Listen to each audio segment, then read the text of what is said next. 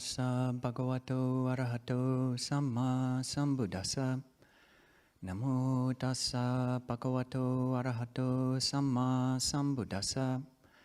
Namo tassa bhagavato arahato samma sambuddhassa. Buddhang dhammang sanghang namasami. I'm just curious, maybe by a show of hands, who here either just this morning during that guided sit or ever in your life, have you ever been able to tap into a way of breathing that you really could call delicious? Anybody? All right. That is wonderful to see so many hands. I have as well, and that's really cool. I think this is not a standard subset of the American population, but just to know that many people, that there is a way of breathing that can be delicious. You can tap into a beautiful breath. And part of Buddhism, or really pretty much the whole of Buddhism, is a path of practice. It's a path of training. And a lot of people go to a meditation retreat out of nowhere. You weren't born Buddhist, but somehow a friend or somebody told you you should go to a retreat, and you went, and you were able to feel that, or breathe in a way which actually felt nourishing, like physically nourishing, or you're going on a hike and you're at the top of the mountain and breathe in a way which is just delicious. So very happy to hear that. So you can train, you can get better at that. You can train your breath palette, learn how to do that consistently. That's what part of what meditation is all about.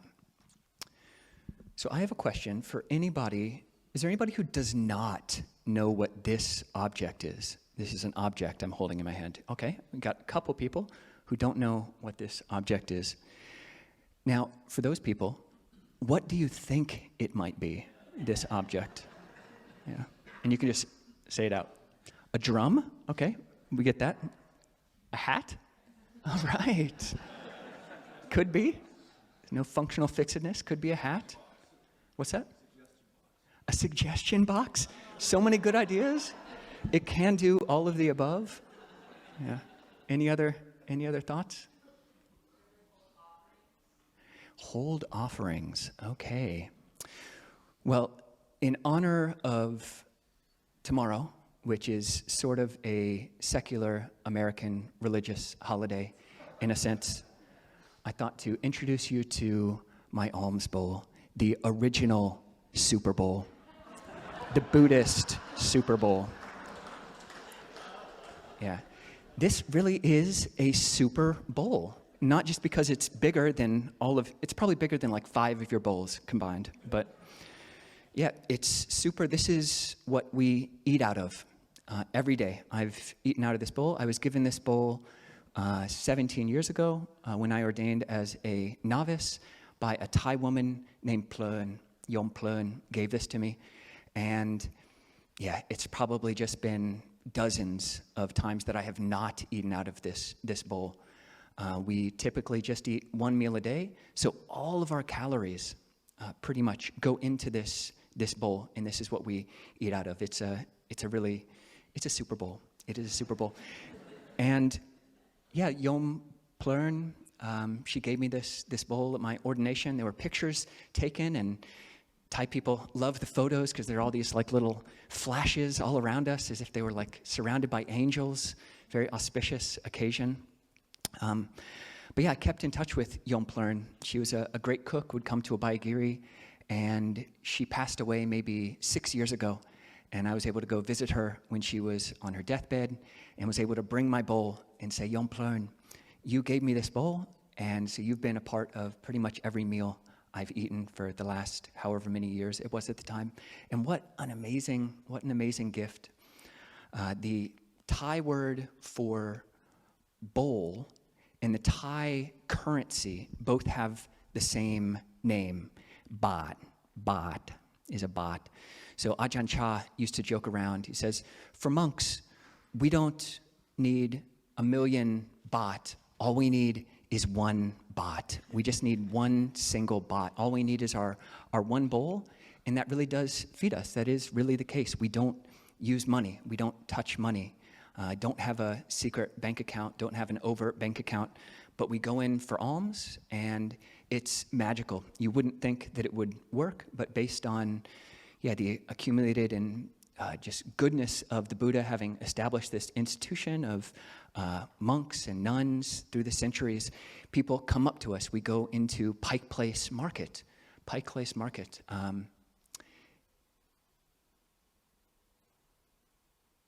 There was a joke that one of our monk friends told us about Pike Place Market and being afraid that Americans wouldn't donate at Pike Place because they selfish. I know. I saw a head shake. I agree. There was a better lead up to it. There was a better lead up, but I forgot the lead up. It is quite big. Because if we're living at a small monastery and there's a few monks, I can go for alms, and the other monk who's sick can stay back, or the other nun, and I can bring back food for the two of us, the three of us. It's big because it is a big bowl, but it is a small suitcase. I can put my extra robes in here, and they will stay dry. It's a super bowl because we can bow to it. If we're camping, if we're going on pilgrimage, like the monks who are walking for peace, all of them, if you look at any picture, you'll see them carrying something like this. It's the exact same thing. It's their alms bowl. It's their bhat. And that's how we eat. And if we're camping, not at a monastery, we don't have a Buddha statue before we go to bed, we'll put this at our head, and we will bow to this as a symbol of the Buddha. We're basically, and this is said for monks and nuns, we are eating in debt until we have become stream enters, until we've attained some level of awakening. We're in debt. How well are we spending our time? This is a real reminder. It's a reminder of emptiness, certainly after we eat out of it. But bowing to it as a symbol of our life and our livelihood. How well are we spending our time? Because we're not working by the clock. This is when the Buddha talks about right livelihood, which is the fourth part of the Four Noble Truths. He said, for lay people, livelihood is whatever your work is, whatever you get paid for, and doing things which are harmless, doing things which help the world as much as you can. But for a monastic, alms round, our alms bowl, is our livelihood. So it's something that's very important. So we bow to it in that way.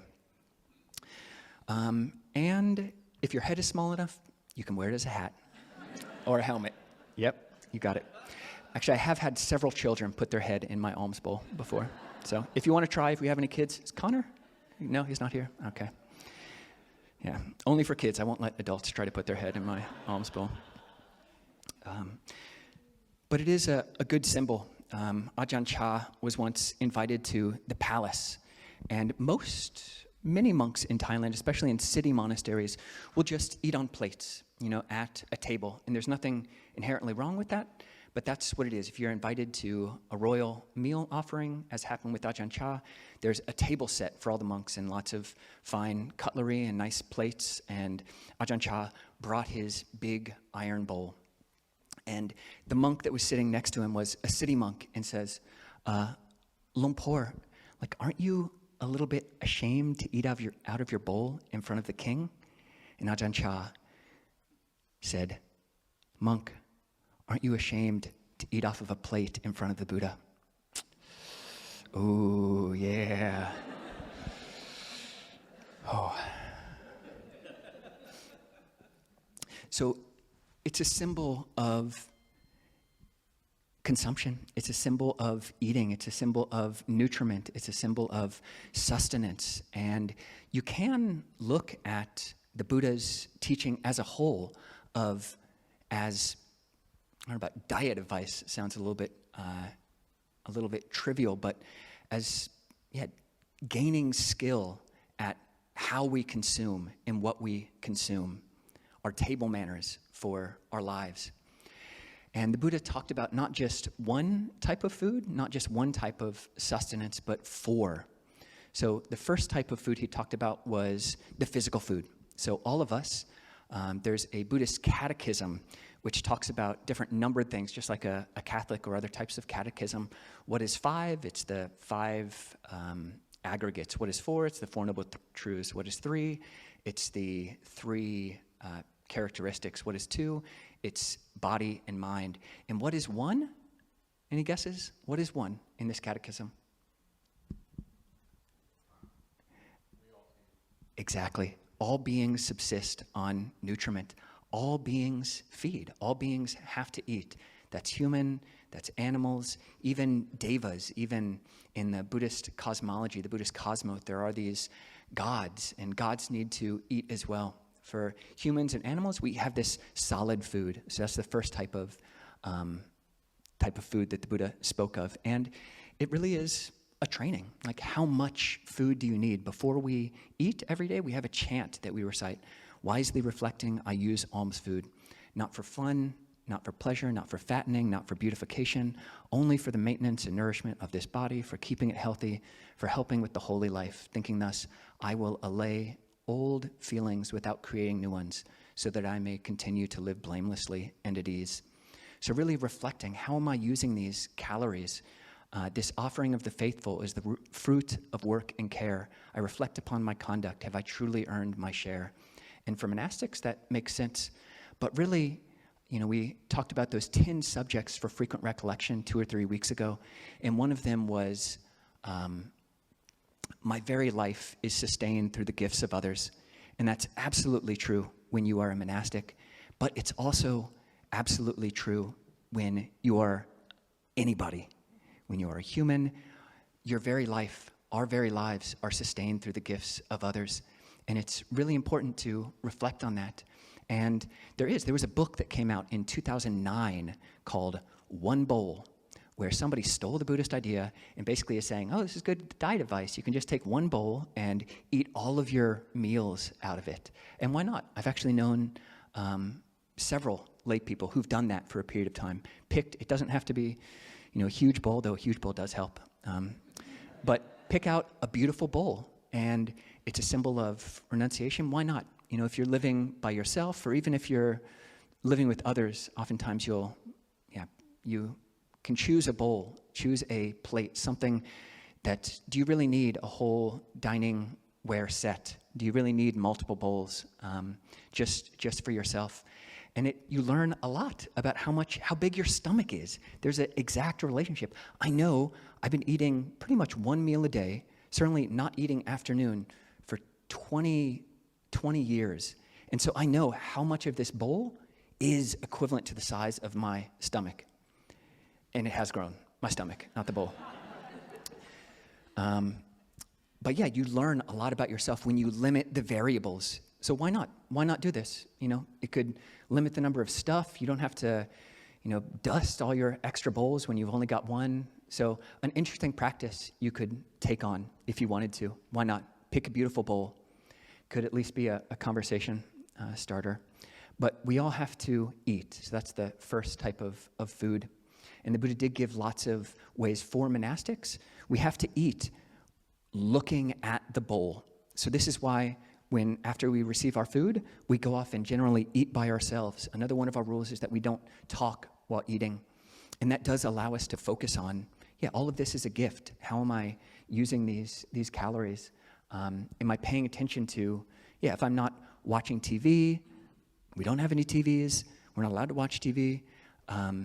But when you focus, I'm going to look at the bowl, literally percipient. I'm at least going to have my mind on this bowl, okay? I'm paying attention to it. I'm not scattered this way and that. And it's really helpful. You learn a lot about your body, your belly, when you can do this, when you look at the same bowl all the time and keep your attention on it. You have less tendency to overeat when you're not distracting yourself. You can tell when you're about to get full more quickly. And eat respectfully. That's another rule we have. We're also not supposed to make a chapu-chapu sound when we eat. So that's the Pali. And it's kind of like, so not supposed to do that. The second type of food is phassa, or contact.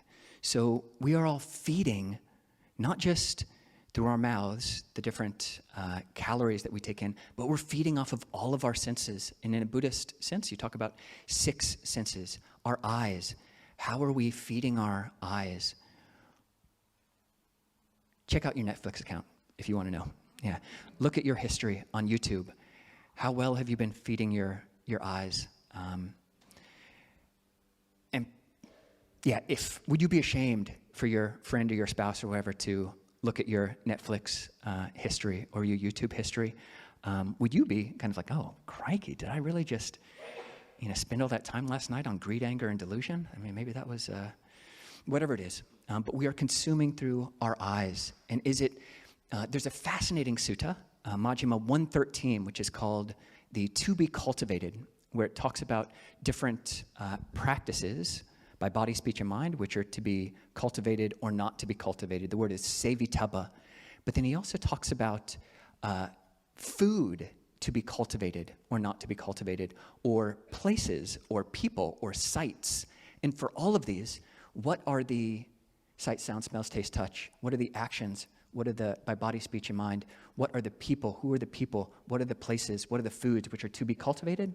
It's those which, after you've eaten them or while you're eating them, they lead to an increase of wholesome mind states into a decrease of unwholesome mind states. So if you're slightly asleep, wake up for that point. This is a key point in Buddhism. Whatever you're consuming, body, speech, and mind, eyes, ears, nose, tongue, body, and mind, is it leading to an increase of wholesome mind states like loving kindness and generosity and expansiveness and friendliness and patience?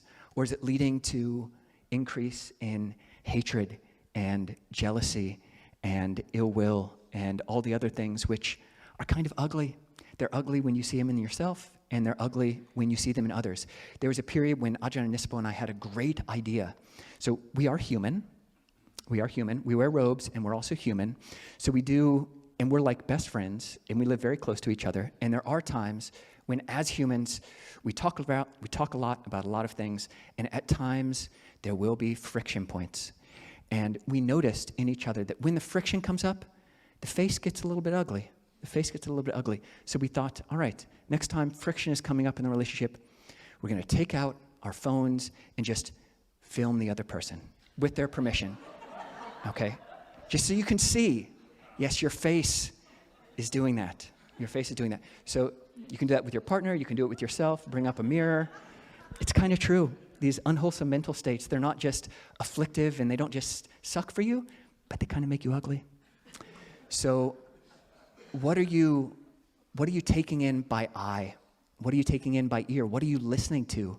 What news are you listening to? Is it leading to increase of wholesome mental states or of unwholesome mental states?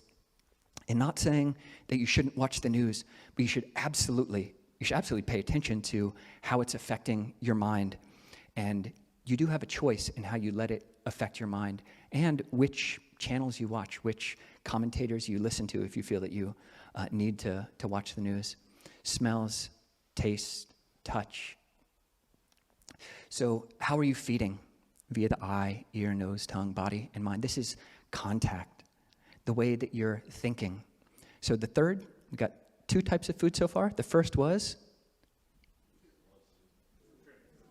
I think a bunch of people said food. That's right. Regular food that humans eat and animals eat. The second one was contact.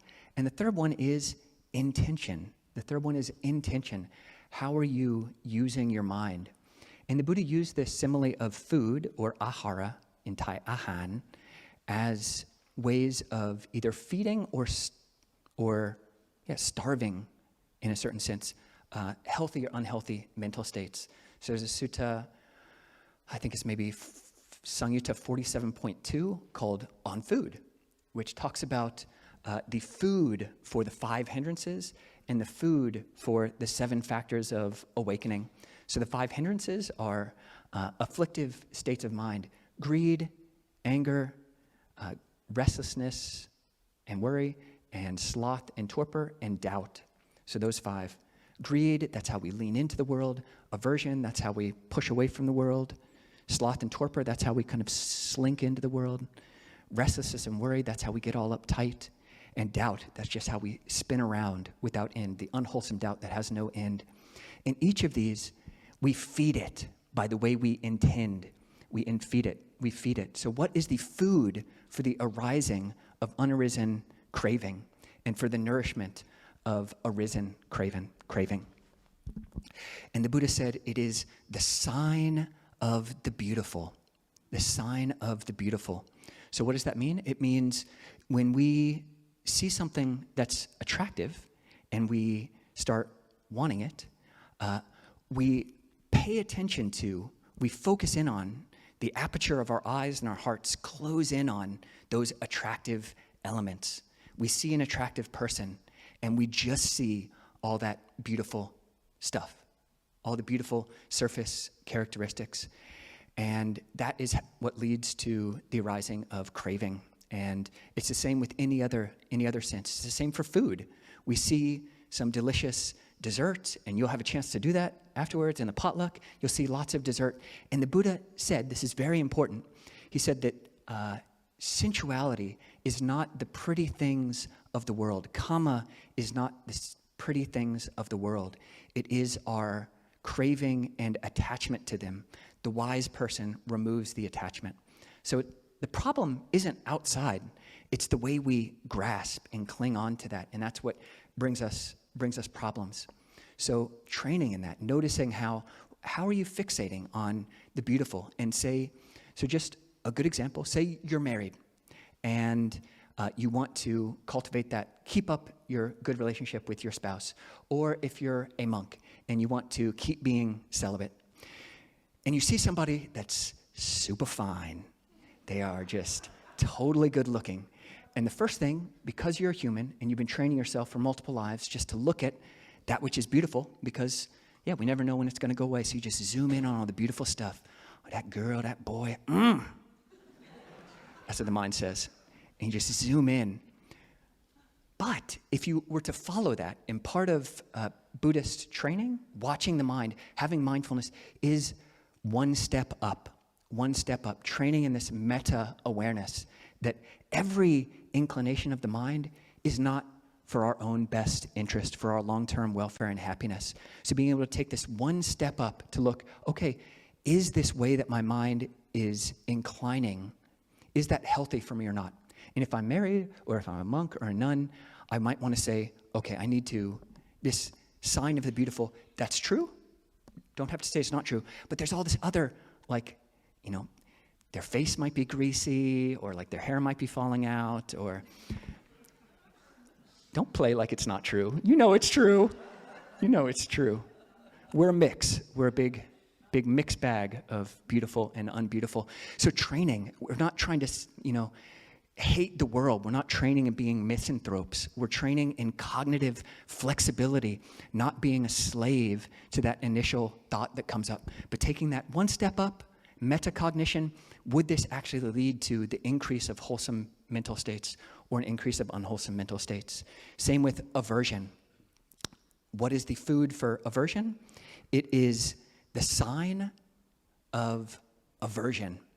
So you see that person who you hate, and you focus in on how their voice is all squeaky, or, you look at that thing that you dislike and you focus on how it's, the sole cause of all of the world's misery. That's when you become a monk, pretty much the monk sitting next to you, not so much Ajahn, because he's great, but pretty much the monk sitting next to you is the cause of the world's suffering. Because I have forgotten to take that step up and realize, okay, I'm just fixating the mind. I haven't caught it. I haven't learned how to take that step up, haven't realized that this is a really helpful step, and that's what we're training in meditation, is this, okay, take the step up to watch the breath, okay? We're training on TikTok or training on whatever it is to just follow whatever the next swipe is versus, okay, is the next swipe actually helpful? Is the next thought actually helpful? Or do I want to pay attention to this other thing, this other skill, training in that delicious breath, learning how to cultivate the beautiful breath, something more healthy, feeding on something healthier, giving up mental junk food. So Similarly with sloth and torpor, the food for sloth and torpor is drowsiness after a meal. He just doesn't list one food, he lists 5. Drowsiness after a meal, paying attention to that. Slumping of the body, mental lassitude, mental aversion, all of these feed tiredness and this sense of sloth and torpor. What is the food for restlessness? It's paying attention to objects which are the cause of restlessness. And the Buddha says, what is the solution to that? What is the food for the factor of awakening known as tranquility? It's to pay attention to those things which are calming. Pay attention to those things which are calming. And if you train in that next step, you can find things in the body. It's not the whole universe in each of our experiences, and really we are creating and living our own individual universe, Sai. And we're training and seeing that the world is bigger than just the tiny little sphere that I've contracted it to. And so, okay, maybe there is something in this body, in this mind, that's more peaceful. So for me, the mantra, Buddhang Saranang Gacchami, Dhammang Saranang Gacchami, Sanghang Saranang Gacchami. I take refuge in the Buddha, the Dhamma, and the Sangha.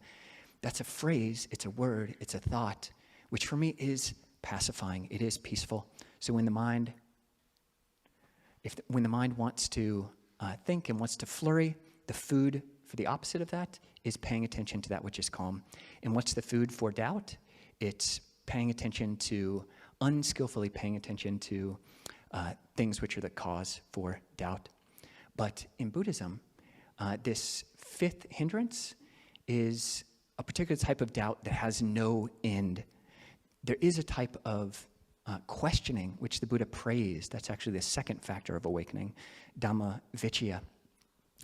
And there's a great Zen phrase that what is faith? What is faith in Buddhism? Faith in Buddhism is skill in doubt. Skill in doubt.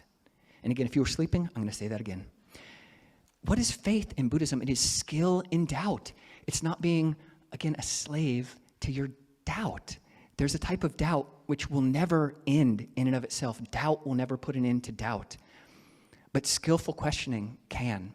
So, yeah, noticing how we're feeding our intentions, how our intentions feeding healthy or unhealthy mind states. So what is our mind diet? And the 4th, so we got 3 types of food so far. First is yes. 2nd is contact, eye, ear, nose, tongue, body, and mind. 3rd is intention. And the 4th is consciousness. Consciousness, which is a lot more subtle. And I think we can get glimpses of that. Certainly if you're able to tap into the mind, which is able to really step back and just be with your experience of the universe as you're able to step back into it. And that's subtle. And I think many of us won't be able to tap into that most days, but this is one of the key insights that will lead to awakening, is when you're able to see that actually I'm still feeding on consciousness in a way. And when you've seen through that, seen how you feed even on the mind's knowing, then that's a breakthrough. That's the breakthrough to awakening. When you've fully understood, the Buddha said, when you've fully understood ahara, when you've fully understood nutriment or sustenance, that is equivalent to awakening. That's equivalent to awakening. So those are just ways that we feed. We suggest anybody who's up to the experiment, just try it for a week or one day a week, is finding a beautiful super bowl just in your own house and experiment. What might that look like? What might I be able to learn from a 1 bowl practice? You don't have to eat just 1 meal a day, but yeah, you could learn a lot from just simplifying your life in this way. I can't think of a monk or nun who hasn't learned so much from that practice. And it's a daily one. We have to eat anyway. So wish you all well. Hope we can all continue to understand the ways that we feed and take up healthier mind habits, heart habits. So in the talk there. Handamayam Dhammakataya Sadhu Karam Daramase Sadhu, sadhu, sadhu, anumodami.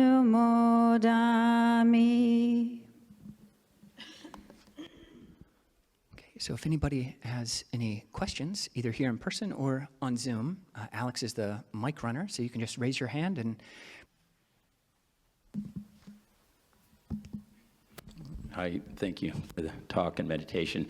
When you were talking about the bowl, it made me think of a dish that I sometimes do, and it's called the Buddha bowl. And it's basically just you put all this different food in one bowl, and it's delicious. And so I thought, oh, maybe that's where that name came from. Yeah, the question I have is about eating meat. And, you know, my wife she's a carnivore. And she really likes her meat. And I would prefer to be vegetarian, but you know, it's just the two of us, and I think that you know, so the first precept is not killing, and yet at the same time, it seems like to survive, you know, you need to take the life of other things, whether it's plants or whatever, and eating meat is sometimes, you know, I think it's there, and you know, sometimes I don't want it to go to waste. So I guess it's just one of these things where you have to change kind of the way you see it, maybe. Yeah. Could somebody name just a large 3-digit number? 386. All right, we got way more rules than that. As monastics, we have tons and tons and tons of rules. And it's great. It's great. It really organizes our lives. And the Buddha, there's 6 books of the monastic discipline around all the way that monks and nuns were behaving badly at the time of the Buddha. So lots of stipulations for this very specific group of people who've given their lives to Buddhism or given their lives to the Dhamma in this very express way. Very, very few, basically no rules for lay people. Lay people haven't, you know, it's trainings. Those 5 precepts are trainings. They're not commandments. For monastics, they're not commandments, but as long as we are monks and nuns, we should be keeping those rules. And also we are alms mendicants. So like in a country like Thailand, our main principle around food is contentment. In Thailand, a lot of meat eating, people will offer meat on alms. And oftentimes, there's no talking on alms. We just walk through the village, and it might be a very, very poor person who's offering something out of faith, and there's no chance for us to have a 30-minute conversation that they've never thought about why eating meat or buying meat might be inappropriate.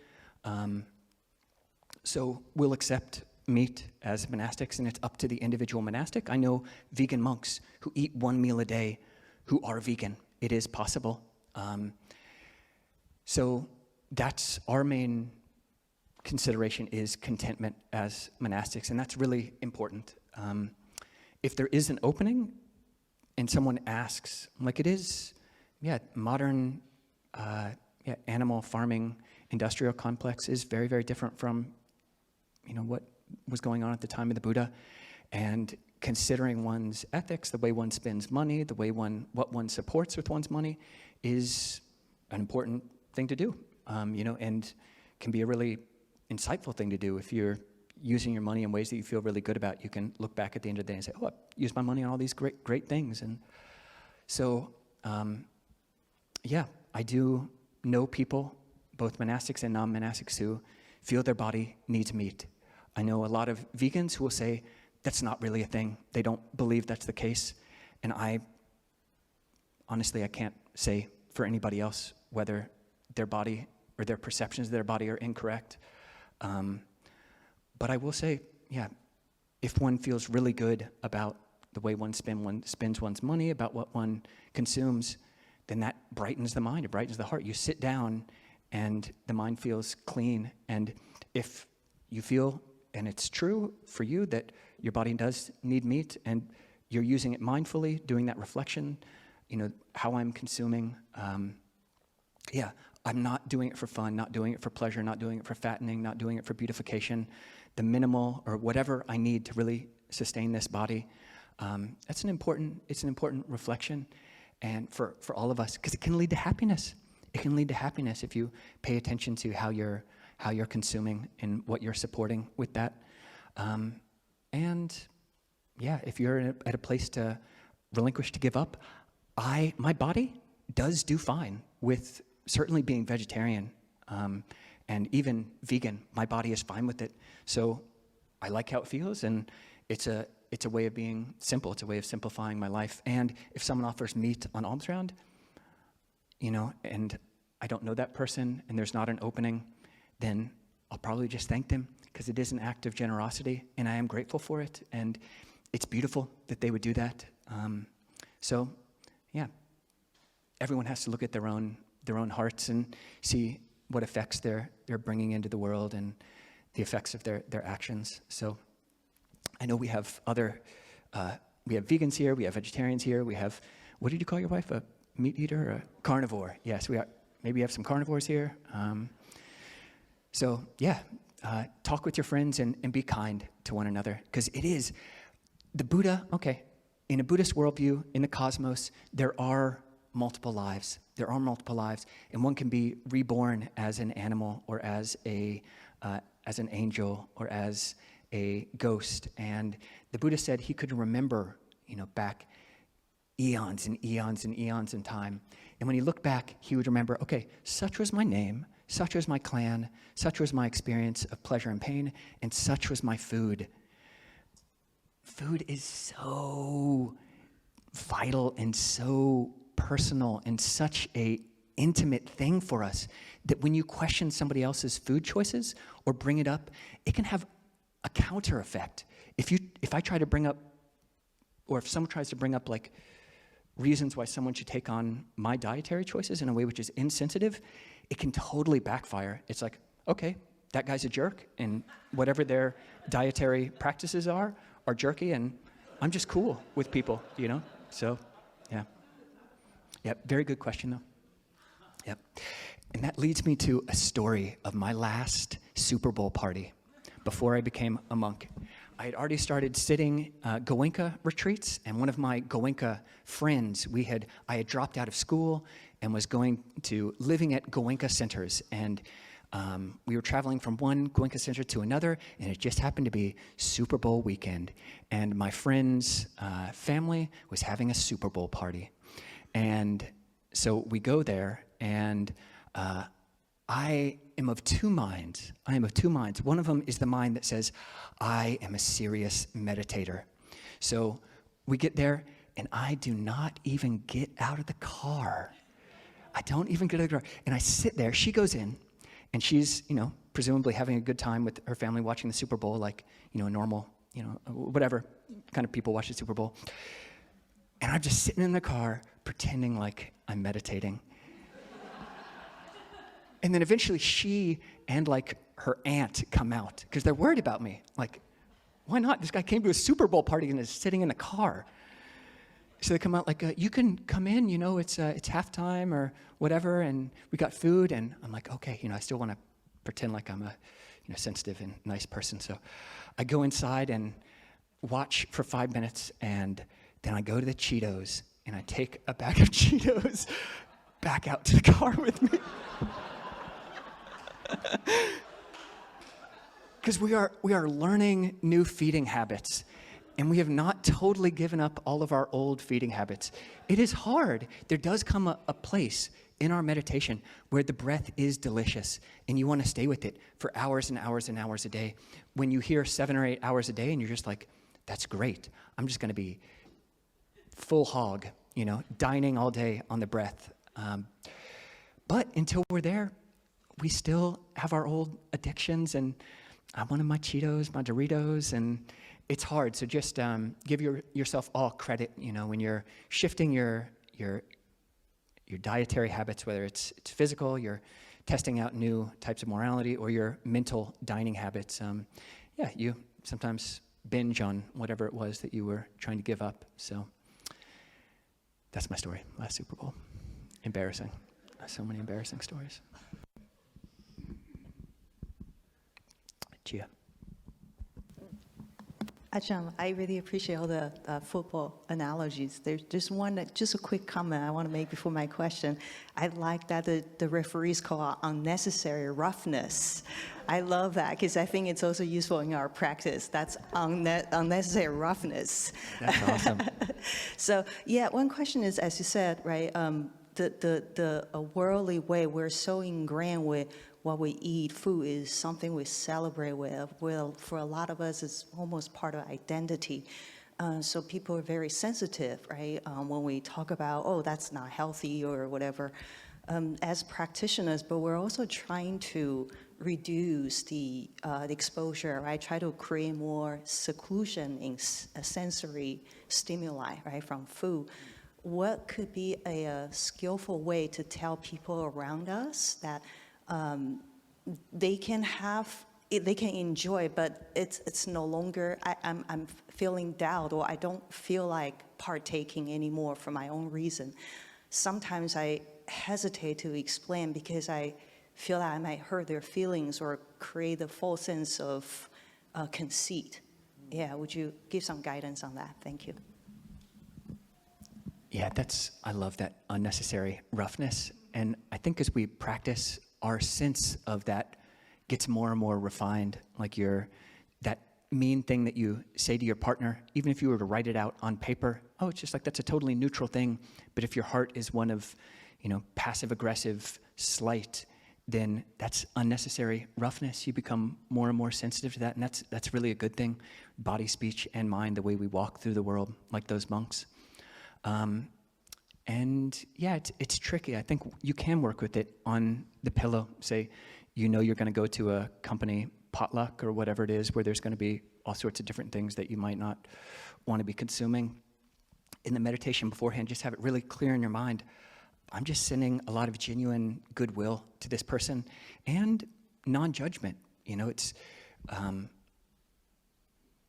not faulting the person, even if you do see fault with the action, being very clear in your heart that, okay, this thing actually isn't healthy. This is an unhealthy habit they have, but I still have a lot of genuine care for them. And it probably isn't the case. A lot of people aren't open to discussions about their own diets. So just, I'm eating in this other way. I'm doing this other experimental diet. Totally, keep eating however you want, and then just changing the subject, or if it's one-on-one, you might be able to go more deeply. But if you yourself are just a model of kindness and friendliness and non-weirdness, that's something that the Karuna Buddhist Vihara bhikkhunis speak about a lot. It's just don't be weird. And especially speaking about diet, that can be really, really helpful. So.